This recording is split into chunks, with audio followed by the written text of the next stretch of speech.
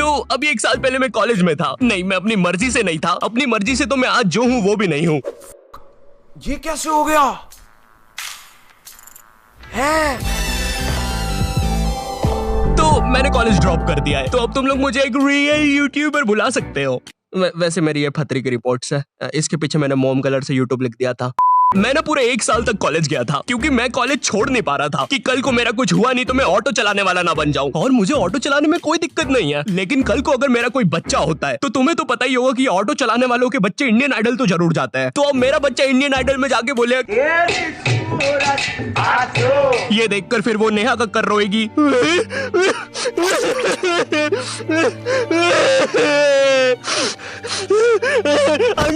मुझसे बोला ना, पास मत आ। ये कॉलेज जाने से पहले ना हमको बहुत ज्यादा एक्सपेक्टेशंस होती है कि तुम्हारा कॉलेज वो नेटफ्लिक्स की वेब सीरीजों वाले कॉलेज जैसा होगा। तुम उसमें मेन कैरेक्टर रहोगे, तुम्हारा एक सफेद बाल वाला कूल सा दोस्त होगा एलेक्स। लेकिन फिर तुम सच में कॉलेज जाते हो और वहाँ पे तुम्हें सफेद बाल वाले एलेक्स की जगह लाल बाल वाला लक्की मिलता है। बोलो जुबान तीसरी। साला जब भी मैं बोलूं आधा कॉलेज लाल क्यों है? लाल है, सारा लाल है।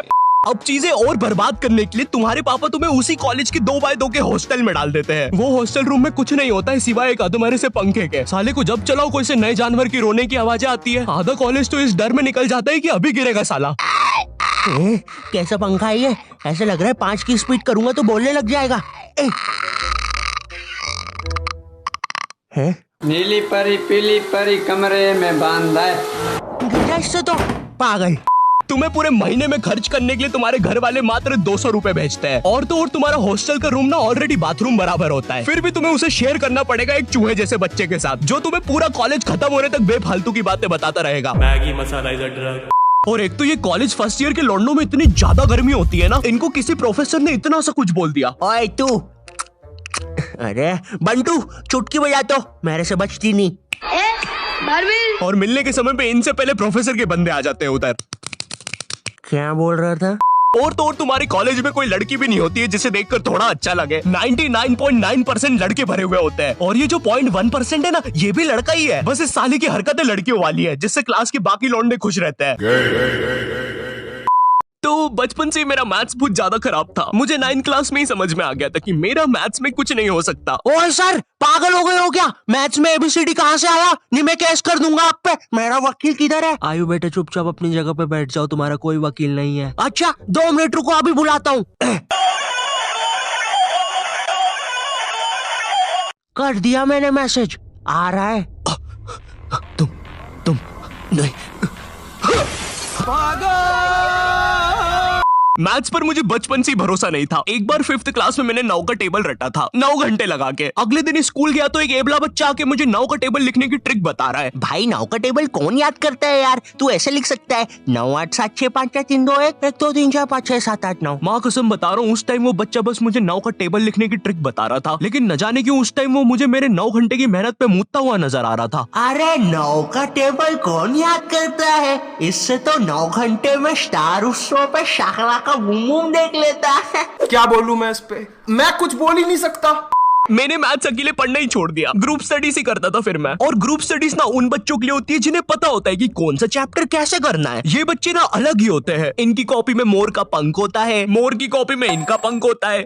अब मैं ग्रुप स्टडीज करता था मेरे दोस्त बंटी के साथ। बंटी बहुत ही भंड बच्चा था पढ़ाई में, लेकिन बंटी ना उन बच्चों में से था जिनके पास कुछ स्पेशल पावर्स होती है। बंटी पास भी थी घूमी हुई चीजें ढूंढ निकालने की। क्लास में किसी की कटर या रबर घूम जाए, बंटी फर्स्ट चार्ट की पता लगा लेता है कि कहाँ पर है चीजें। वो 5 वाली डॉम्स की रबर तो बंटी सूंघ कर ही बता देता था। तुम लोग को आम बात लग रही होगी कि रबर ढूंढने में कौन सी बड़ी बात है, लेकिन मेरे दोस्त क्या तुम्हें पता है, अगर क्लासरूम में तुम्हारी रबर एक बार डेस्क से नीचे गिरी ना तो वो इतने टप्पे खाएगी, वो इतने टप्पे खाएगी, वो 50,000 बार टप्पे खाती है और नाइजीरिया के किसी अनजान टापू पे चली जाती है। आम इंसान के बस की बात नहीं है क्लासरूम में रबर ढूंढना, लेकिन बंटी के बस की है। बंटी तो है।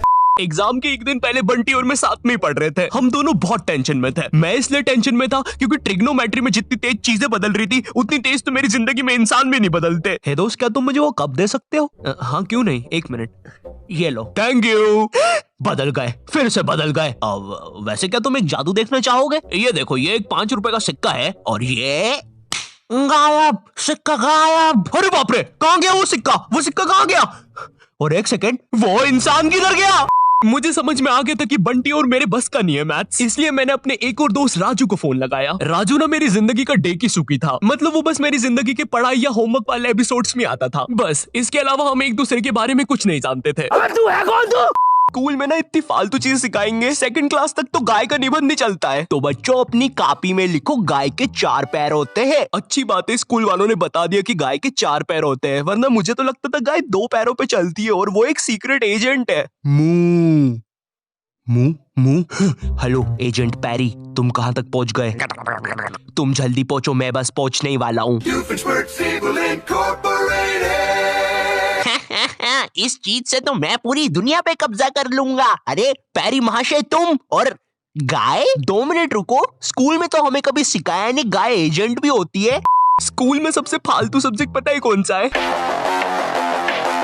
स्कूल ने हमें डिसिप्लिन के नाम पर क्या सिखाया है? जूते साफ होना चाहिए, बाल छोटे होना चाहिए और नाखून भी कटे हुए होना चाहिए। फिर भले ही तुम एक आतंकवादी हो, अगर तुम्हारे जूते साफ है और बाल छोटे हैं तो तुम्हें कोई कुछ नहीं बोलेगा। ओए नमन नमन, सारे वायर लगा दिए ना? हाँ भाई, सारे वायर लगा दिए, अब मजा आएगा ना ये।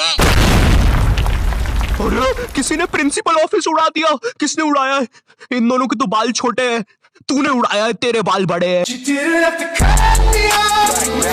मेरी स्कूल में असेंबली के टाइम पर रोज बच्चों के बाल, नाखून और जूते चेक होते थे, और जिन बच्चों के नाखून या बाल बड़े होते थे या जूते साफ नहीं होते थे, उन्हें स्टेज पर ले जाके खड़ा कर देते थे ताकि उन्हें शर्म आए और वो अगले दिन से अच्छे बन के आए। पर पता है क्या, स्कूल के बच्चे बहुत अलग आते हैं, उन्हें नहीं आती शर्म वरम। वो बच्चे स्टेज के ऊपर से हाथ हिला रहे हैं नालायकों जैसे। विवेक, विवेक इधर, विवेक देखना इधर। अरे कौन भौंक रहा है ये बदतमीज?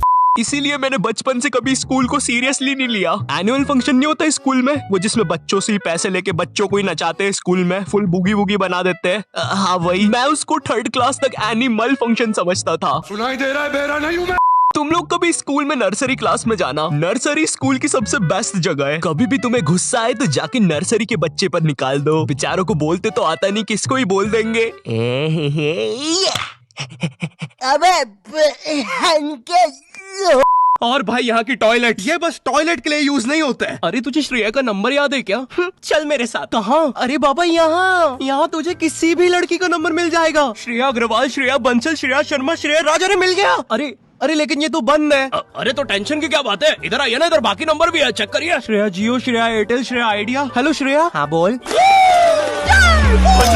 मरा कैच मारी हवा में सवारी, छोरा खारा मोटा आरा पीछा गोदरेज बारी, भर गैर चलेरा गाड़ी तभी बोल जोरी बारी, मारा गेम अलग इसी शाड़ी मौत बेच मारी, मरा कैच मारी हवा में